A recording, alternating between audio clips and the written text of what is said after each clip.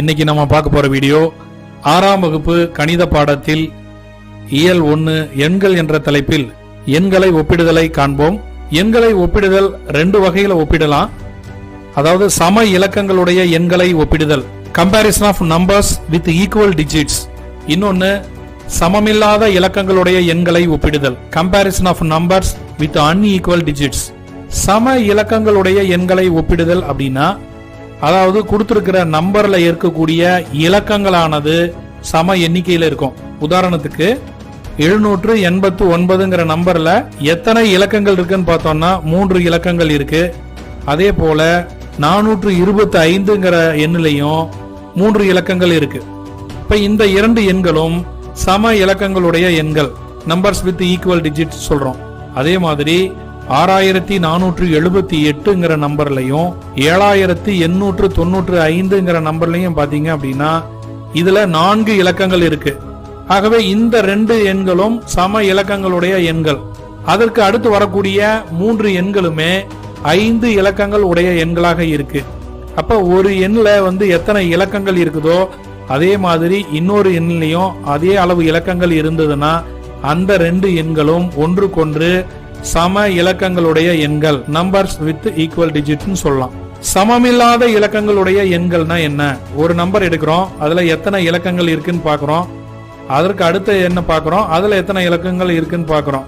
ரெண்டுலயும் இருக்கக்கூடிய இலக்கங்கள், அந்த நம்பர் ஆஃப் டிஜிட்ஸ் வெவ்வேறு மாதிரி இருந்ததுன்னா அது சமமில்லாத இலக்கங்களுடைய எண்கள்னு சொல்லலாம்.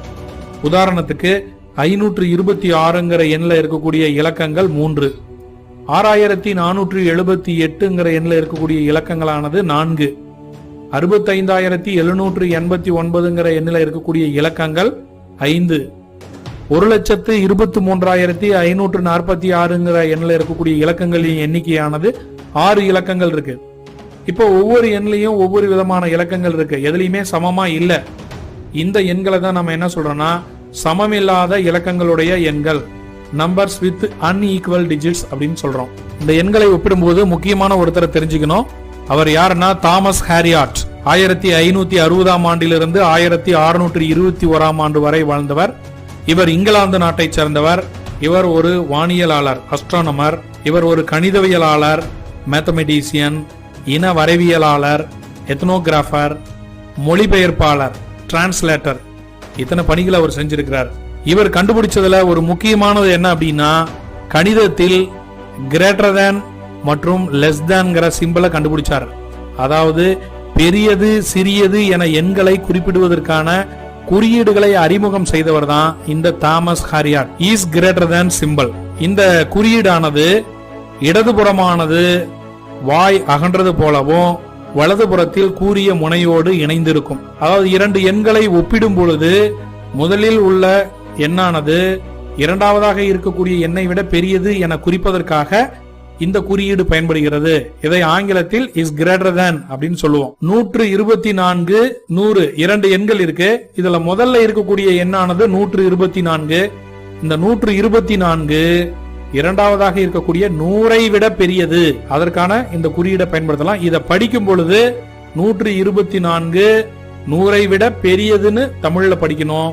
ஆங்கிலத்துல படிக்கும்போது 124 இஸ் கிரேட்டர் தேன் 100 அப்படின்னு படிக்கணும்.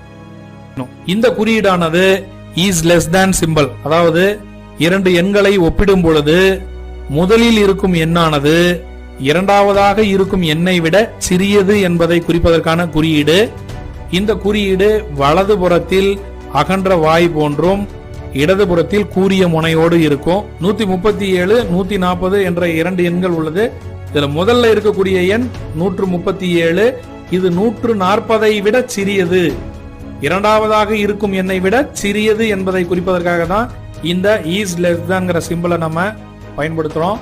இதை தமிழ்ல படிக்கும் பொழுது 137 ஆனது 140 விட சிறியது என்று படிக்க வேண்டும். ஆங்கிலத்தில் படிக்கும் பொழுது 137 இஸ் லெஸ் than 140 அப்படின்னு படிக்கணும். இந்த ரெண்டு குறியீடுகளை கண்டுபிடிச்சவர் தான் தாமஸ் ஹாரியார்ட். இப்போ சமமில்லாத இலக்கங்களுடைய எண்களை ஒப்பிடுதல் நம்ம ஏற்கனவே பார்த்துட்டோம். சமமில்லாத இலக்கங்கள்னா ஒரு நம்பர்ல எத்தனை இலக்கங்கள் இருக்குதோ அதே அளவு இலக்கங்கள் இன்னொரு நம்பர்ல இருக்காது. இந்த எண்களை ஒப்பிடும் போது எந்த நம்பர்ல அதிக இலக்கங்கள் இருக்குதோ அந்த எண் தான் பெரியது. உதாரணத்துக்கு இங்க 2 எண்கள் கொடுத்திருக்காங்க. 45,789, 2,10,521. இதில் பெரிய எண் எதுன்னு கேக்குறாங்க. முதல்ல நம்ம என்ன செய்யணும், 45,789ங்கிற எண்ணில் இருக்கக்கூடிய இலக்கங்களின் எண்ணிக்கை எத்தனை? 5. இரண்டாவதா இருக்கக்கூடிய 2,10,521ங்கிற எண்ணில் இருக்கக்கூடிய இலக்கங்களின் எண்ணிக்கையானது 6.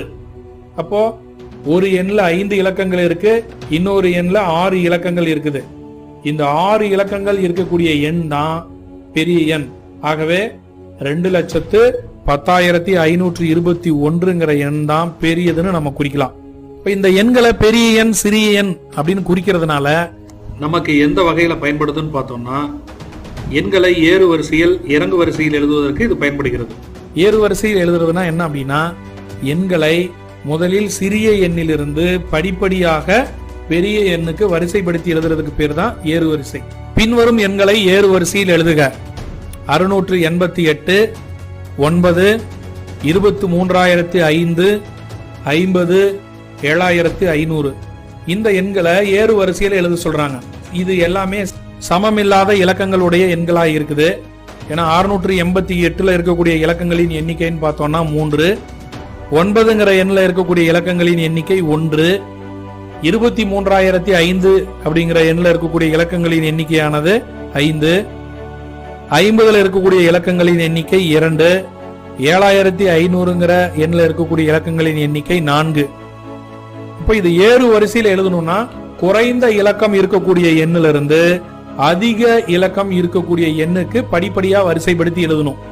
இப்ப இருக்கிறதுலயே குறைவான இலக்கமுடைய எண் அப்படின்னு பார்த்தோம்னா 9. அதை முதல்ல எழுதிக்கிறோம், ஏன்னா அது ஒரு இலக்க எண். 2 இலக்கத்துல ஏதாவது ஒரு எண் இருக்கான்னு பார்த்தோம்னா அது 50ங்கிற எண் இருக்கு. ஆகவே 50 இரண்டாவதா எழுதிக்கிறோம். அடுத்ததா 3 இலக்கங்கள்ல இருக்கக்கூடிய எண்கள் இருக்கான்னு பாக்குறோம். ஒரே ஒரு நம்பர் இருக்கு, 688. அதை எடுத்து 3வதா எழுதிக்கிறோம். 4 இலக்கங்களுடைய எண்கள்ல 1 இருக்குது, அதனால அது 7,500 எடுத்து எழுதிக்கிறோம். கடைசியா 23,005ங்கிற எண்ணை எழுதிக்கிறோம். இப்போ 9, 50, 688, 7,500, 23,005 குறைவான மதிப்புடைய எண்ணில இருந்து படிப்படியாக அதிக மதிப்புடைய எண்களை நம்ம வரிசைப்படுத்தி எழுதுறோம். இப்படி எழுதுறதுக்கு பேர் தான் ஏறு வரிசை, அசெண்டிங் ஆர்டர்னு இங்கிலீஷ்ல சொல்றோம். எண்களை இறங்கு வரிசையில் எழுதுதல், டிசெண்டிங் ஆர்டர். அதாவது எண்களை இறங்கு வரிசையில் எழுதுறதுன்னா மிகப்பெரிய எண்ணிலிருந்து படிப்படியாக சிறிய எண் வரைக்கும் வரிசைப்படுத்தி எழுதுறதுக்கு பேர் தான் இறங்கு வரிசை.